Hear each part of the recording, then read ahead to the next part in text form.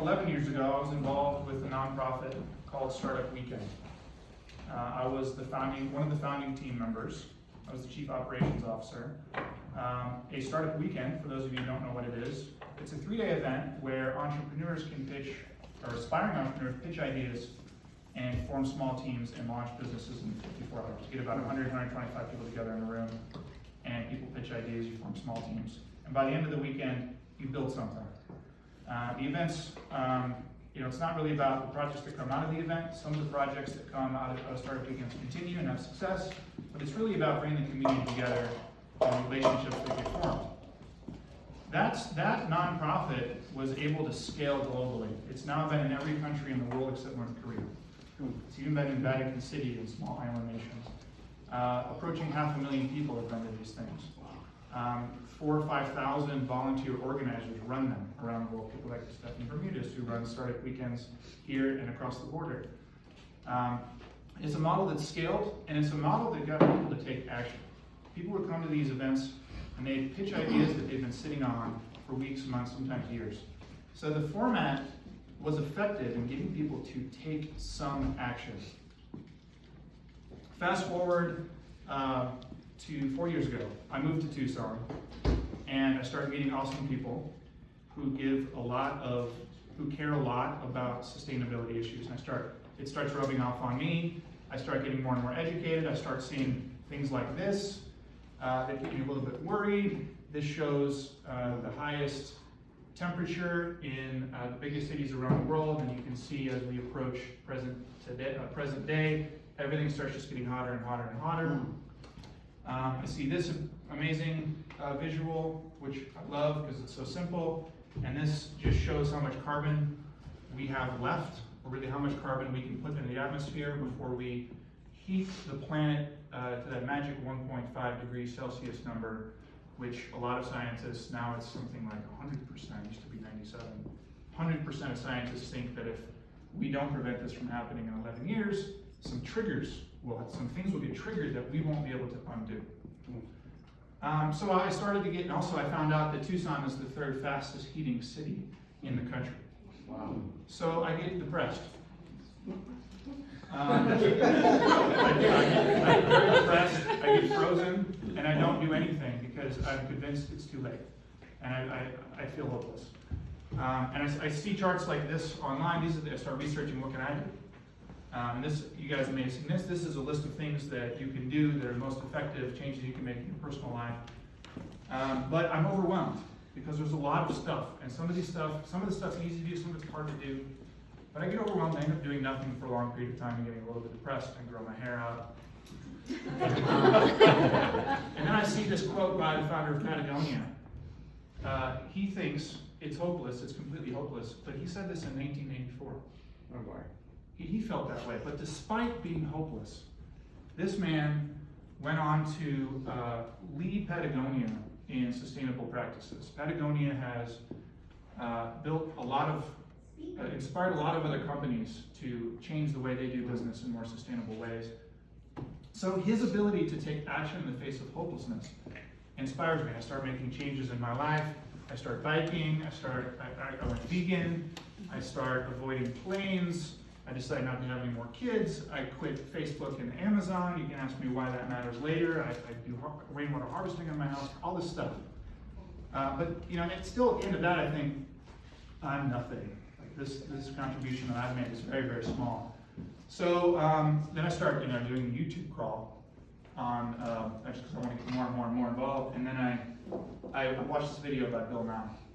I know some people like Bill Nye and some people don't, but he says something that I hadn't accounted for on this page, which is the best thing that we can do is to tell other people and get other people to take action. So the good news is when it comes to this climate change issue, we have everything we need to solve the problem. We have overwhelming concern now. The vast majority of the population accepts it, is very concerned about it.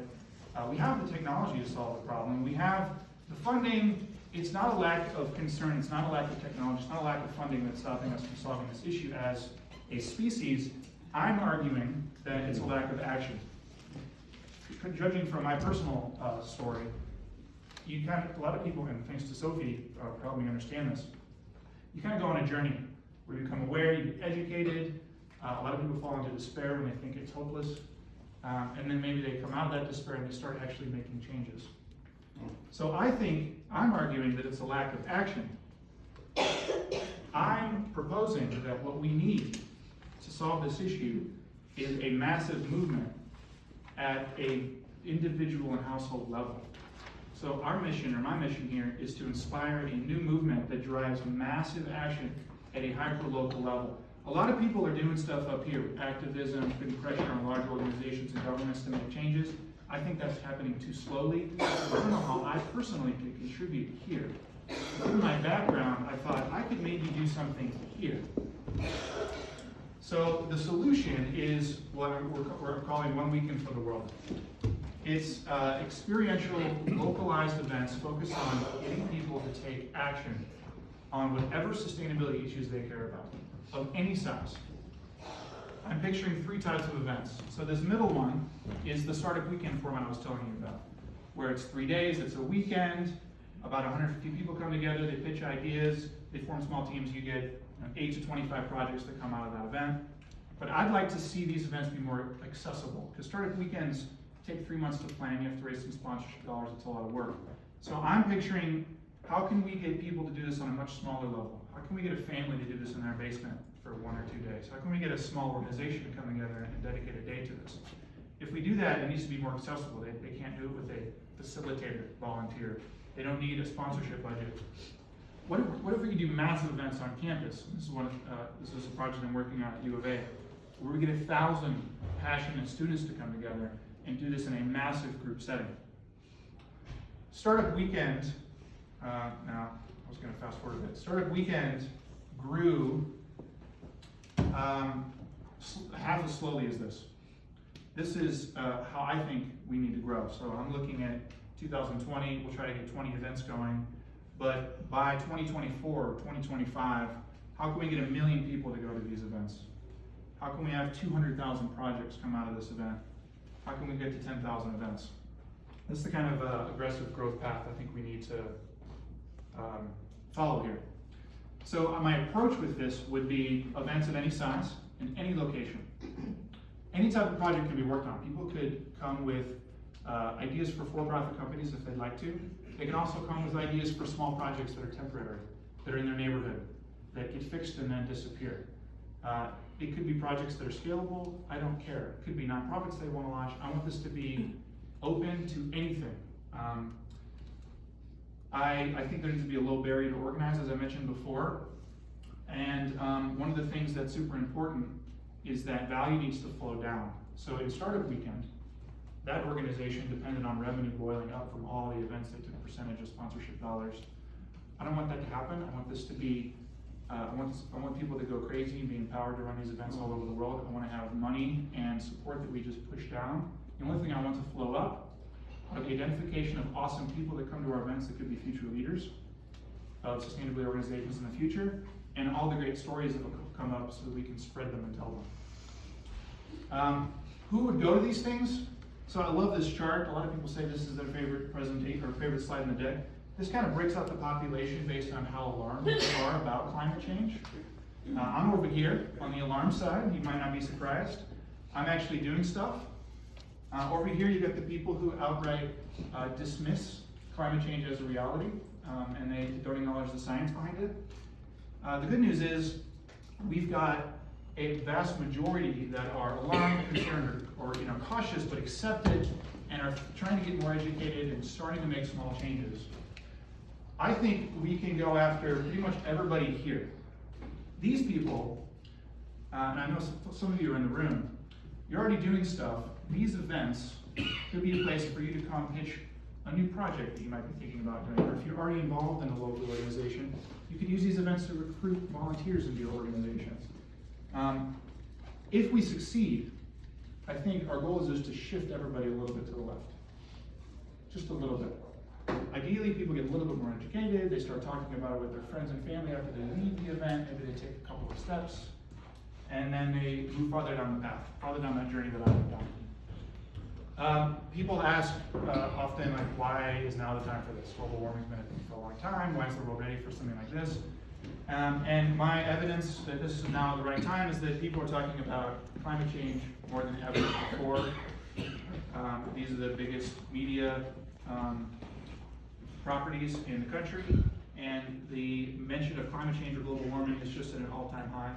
More people are concerned than ever. The timeline is closer, and people are starting to feel the effects of it more than ever. Our friends in Florida, our friends in California are starting to feel it. No surprise that Floridians and Californians are way up on that. Like more than ever, they shifted more to the left because it feels more real to them now, and they see the effects. That's it in a nutshell. A couple of things I want to mention about what we could do in the future if we're successful that I'm really excited about. We could start to do themed events. So I'm picturing maybe we pick like water, and we do 100 events all in the same weekend in the locations where there are the biggest water crises. Maybe we do the 3-minute warning. We could do whole themed events around sustainability in different industries, in transportation. We can target different demographics. Youth, women, and Latinx are more likely to care about climate change and take action on than any other three groups of any other three demographic groups. We could do a whole series just for youth, just for women. And the thing that a lot of people seem to be most excited about is when a project comes out of one of these events and it gets executed, what if we document those? Put them in a repository online. And then other people in other cities say that that happened and it worked in Tucson. What if we spin that up here and get the benefit of all of the documentation, all the assets, all the things they built, so they can just spin it up. And we can start to kind of democratize and spread these local projects around the world. But eventually we can do really awesome things too. We could be a fiscal sponsor for exciting nonprofits that want to come out, or that come out of our events. We could help them get started. We could set up funds for cool projects that need funding. We can launch accelerators. We can start to get corporations involved eventually. My name is Shane. As I mentioned, I was the founding CEO of Startup Weekend. I also built an organization called Startup Genome, which mapped and measured entrepreneurial activity at a geographic level. And now I think maintains the biggest database on startups in the world and advises 30 or 40 corporations on governments, federal governments, on entrepreneurial policy and economic development policy in the world. I'm just the president of that now, and the new team's taken over. I have been involved in a couple of startups myself, and I've mentored at a few dozen accelerators, and I've gone vegan, and I like to garden and that kind of stuff. But that's who I am. Our mission, just to recap, or to kind of put this in or my attempt to try to put this in like a really succinct mission statement, is to inspire and educate, unite people and communities. To launch more projects, to get more action happening, but then to democratize those. And finally, in the process, to find more Greta Thunbergs. Basically, if you know who Greta is, how can we find, ideally, we can identify more Greta Thunbergs, give them a platform. What if we had 100 more of her? Thank you.